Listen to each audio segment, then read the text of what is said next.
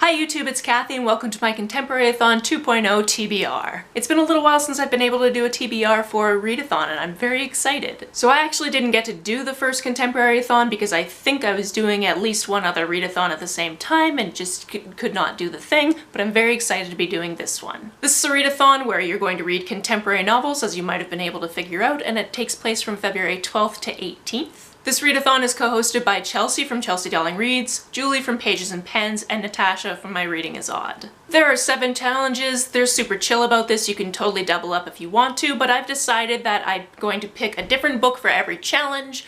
And unlike all my other readathons, I think I'm going to not be super crushed if I don't read all 7 books. Mostly because when I try to pick 7 different books for a readathon, I try to pick some like tinier books, and with this one I just picked things that fit the categories. So I might not make it all the way through in 7 days, but I don't care. I'm gonna finish the books anyway. Might just take me 8 or 9 days, who knows? Anyway, enough yammering on. Here are the challenges and what I'm planning to read for them. Number 1 is to read a book with pink on the cover, and I imagine they chose this because it's February, it takes place over Valentine's Day. Everybody likes light red for some reason, but fortunately there was a book that was already on my very long TBR from the library that has pink on the cover, and that's I Hate Everyone But You.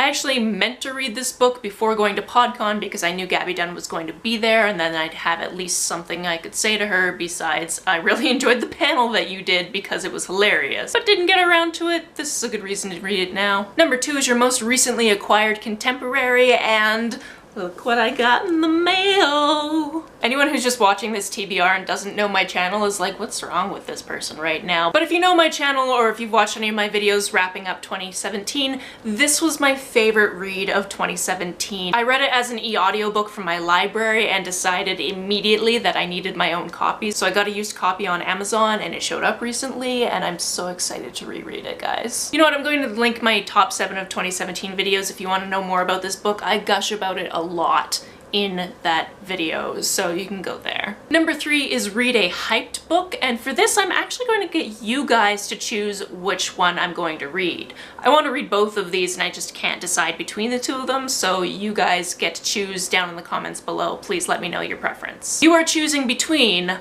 Moxie and Young Jane Young. I know, right? Tough choice.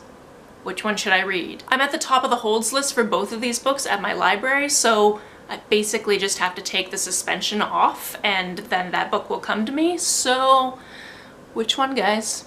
Tick-tock, tick-tock. Number 4 is read a diverse book, and I think that this is going to make Chelsea and Natasha very happy because the book that I've picked for this one is Dress Codes for Small Towns. I've been wanting to read it for ages. I've had it on my holds list at the library for ages, and I decided this is a perfect opportunity to read this book. Because the way that those 2 ladies have talked about it, basically everyone in this 6-person friend group likes everyone, which means that everyone is some degree of queer, which I'm here for it. Number 5 is read a dark or taboo contemporary, and for that I've picked The Visitors by Katherine Burns. From what I understand with this book, it's about a woman whose brother passes away, and whose brother, she's pretty sure he's been doing bad things all their lives, but she's just kind of ignored it, and now she has to deal with going down into the basement and finding out if all the bad things she suspected of him have been true. Also, as a complete aside, I realized the other day that I have 2 different novels by women named Katherine Burns,